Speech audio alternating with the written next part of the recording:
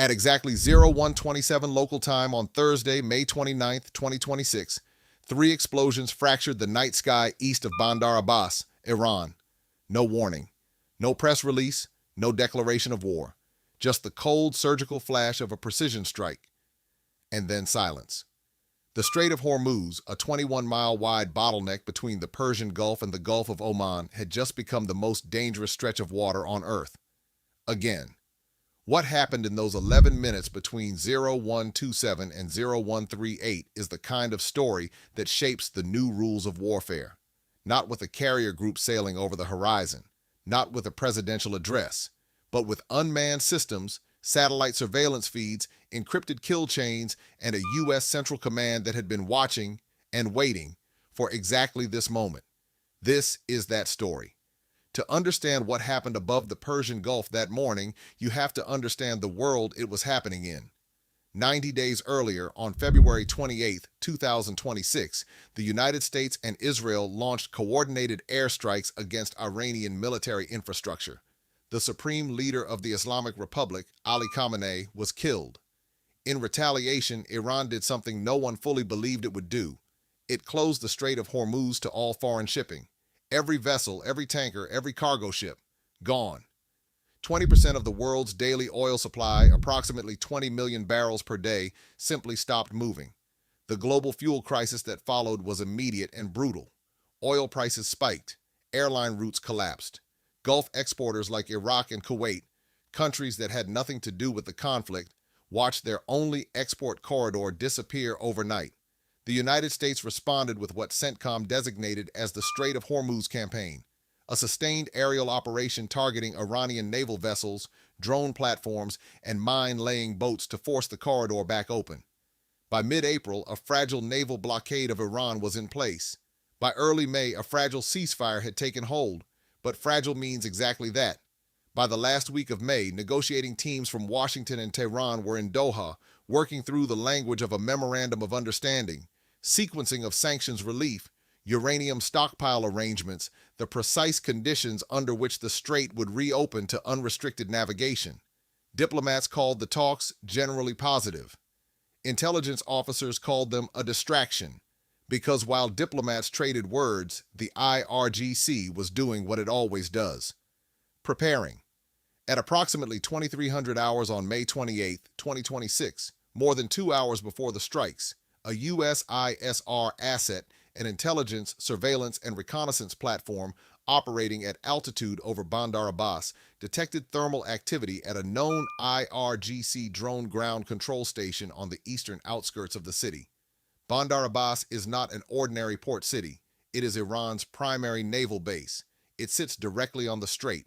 It is home to IRGC fast boat squadrons, submarine pens, and, critically, the mobile and semi-permanent drone launch infrastructure that the Revolutionary Guards had been using for months to harass commercial shipping and coerce vessels into paying what Washington was already calling extortion tolls for transit through international waters. The thermal signature the ISR platform detected matched a specific operational profile: pre-launch checklist activity, technicians, power cycles on ground control systems, the electronic signatures associated with UAV uplink preparation. The platform was not being maintained, it was being activated. This was not the first time. In the preceding 3 days alone, U.S. forces had already intercepted 4 Iranian one-way attack drones, Shahed-class loitering munitions, also known in NATO targeting doctrine as OWA UAVs, near maritime transit corridors in the Strait. On Monday, the U.S. had conducted its first self-defense strike package of the week, sinking 6 IRGC small boats that were targeting civilian shipping. The pattern was unmistakable. Iran was preparing a 5th drone. At 1:12 local time, CENTCOM's Combined Air Operations Center, known as the CAOC, transmitted a priority intelligence report to the theater strike package standing by. The message was clear. The ground control station east of Bandar Abbas had crossed the threshold from preparation to imminent launch. A 5th one-way attack drone, almost certainly targeting U.S. naval assets or commercial vessels in the transit corridor, was approximately 15 minutes from being airborne. The clock was running. At 01:19, the CAOC authorized a kinetic strike under the theater self-defense rules of engagement that had been active since the conflict began in late February. The target, the IRGC drone ground control station. Secondary targets, missile launch positions, and IRGC naval mine deployment assets in the same operational grid. The platform assigned to execute was already on station. At 01:27, 8 minutes after authorization, the first precision munition impacted the GCS east of Bandar Abbas. In the language of targeting doctrine, this was a direct strike on a command and control node. The physical building housing the uplink equipment, the communication arrays, the operators, and the navigational guidance package for the fifth drone was neutralized before the drone left the ground. The UAV, wherever it was staged, was now blind. It could not be launched. It could not be guided. It was a piece of scrap metal. Simultaneously, and this word matters because the operational artistry of what CENTCOM executed that night was its simultaneity. Simultaneously, a separate element of the package executed precision kinetic engagements against Iranian missile launch positions near the strait. These were not targets of opportunity. They had been pre-planned, pre-authorized, and pre-loaded into the fire control systems of the strike platforms. The moment the GCS strike was executed, the missile position strikes followed with a delay measured in seconds, not minutes. At 01:38, 11 minutes after the first impact, CENTCOM confirmed that 4 Iranian OWA UAVs that had already been airborne over maritime transit corridors were intercepted and shot down. These were the drones that had been launched earlier, not by the neutralized GCS, but by other IRGC platforms that the evening's operation was also designed to suppress. 11 minutes, 4 airborne threats neutralized, 1 imminent launch prevented. The strait was still open.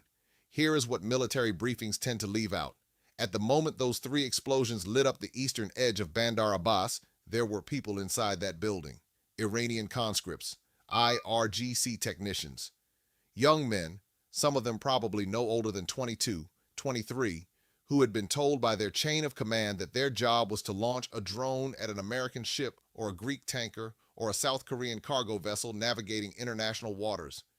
Men who had been placed in a building by a government that had decided to use a temporary ceasefire not as a path to peace, but as cover for continuing to arm and activate its coercion infrastructure. They did not survive. And somewhere in a maritime transit corridor 20-30 miles south, the crew of a commercial vessel, a tanker likely, or a bulk carrier, never knew how close they came to a one-way attack drone impacting their hull, their cargo, their colleagues. They woke up that morning, drank their coffee, checked their navigation charts, and had no idea that in the dark above the strait, a kill chain had been activated and completed on their behalf. This is what modern warfare looks like. It is quiet. It is precise. It happens while you are sleeping. And whether or not you believe it should be happening at all, and there are serious, legitimate arguments on every side of this conflict, it is real. The explosions east of Bandar Abbas were real. The 4 drones that did not reach their targets were real. The phone calls between Washington and Tehran in Doha were real. And the fragility of the situation, a ceasefire that holds by the width of an intelligence feed and a strike authorization window, is absolutely, terrifyingly real. While CENTCOM was executing the Bandar Abbas package, the geopolitical architecture around this conflict was cracking in multiple directions. In Lebanon, the Israeli Defense Forces had spent the previous 24 hours striking over 150 Hezbollah sites across the south of the country, including infrastructure in Tyre and a deadly missile strike on an apartment building in Sidon, Lebanon's 3rd largest city. Lebanese health authorities reported over 3,200 dead since the latest round of conflict erupted in late February. The IDF had also crossed what it called the Yellow Line, the northern boundary of its self-declared zone of occupation in southern Lebanon, pushing ground forces further into Lebanese territory in what it described as a preemptive operation against Hezbollah's missile unit command structure.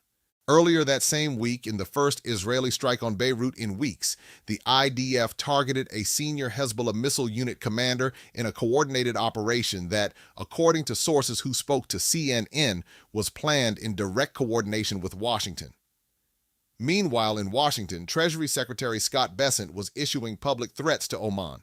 The previous day, President Trump had threatened to blow up Oman if it participated in an IRGC-linked scheme to impose transit tolls on vessels passing through the strait.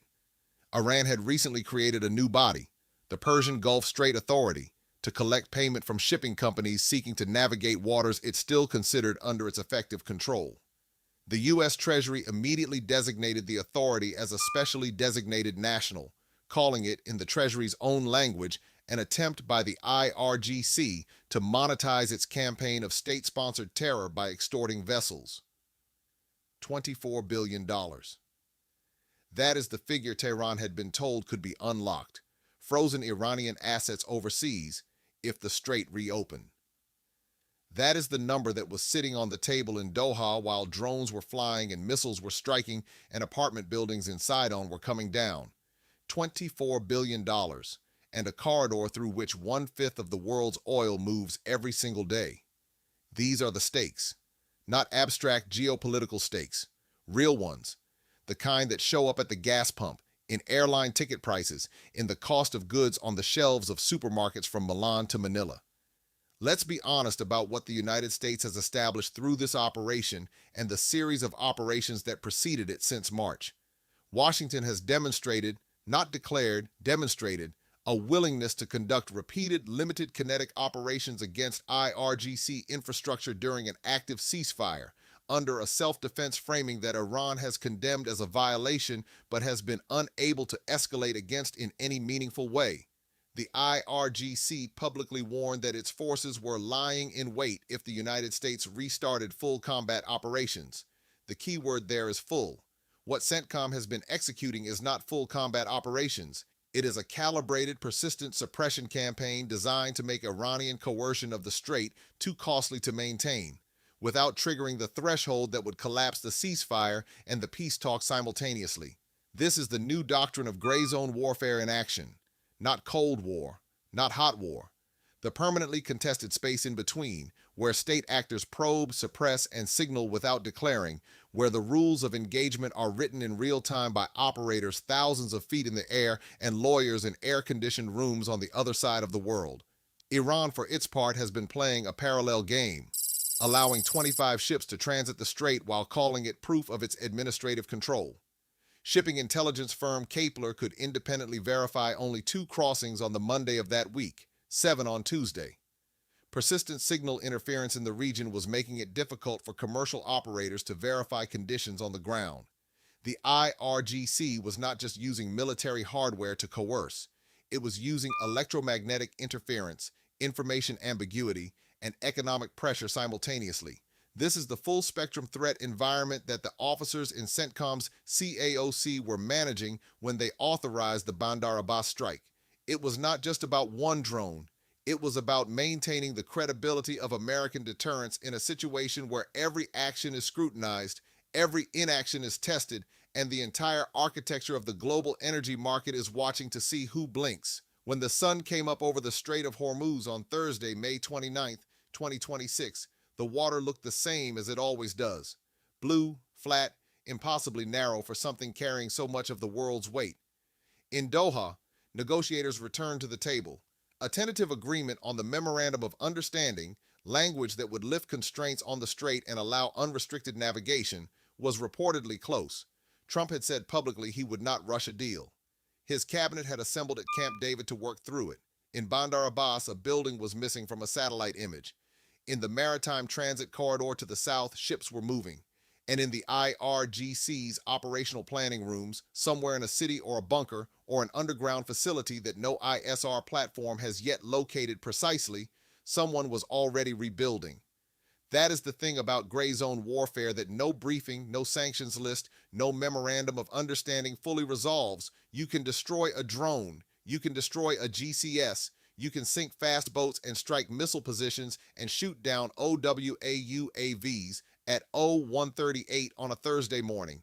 But the intention, the strategic calculation that says the Strait of Hormuz is a lever, and that lever will be pulled whenever the cost calculus makes it worth pulling, that does not go up in smoke with a precision munition. The strait is open, barely. The ceasefire holds, barely. The talks continue, barely. And somewhere above the waters of the Persian Gulf, an ISR platform is watching, measuring heat signatures, logging uplink cycles, waiting for the next 0119 when an authorization window opens and a kill chain activates and 11 minutes change whether the world's oil moves or stays still. Ask yourself this: if the drone that was stopped that morning had hit a tanker, a South Korean carrier, an Emirati-flagged vessel, a ship flying the flag of a country with treaty obligations to the United States, what would have happened next? Where is the line between self-defense strikes and something far harder to come back from? Nobody in Doha will answer that question on the record. The Strait already knows the answer. Stay sharp, stay informed. The next 11 minutes are already in motion.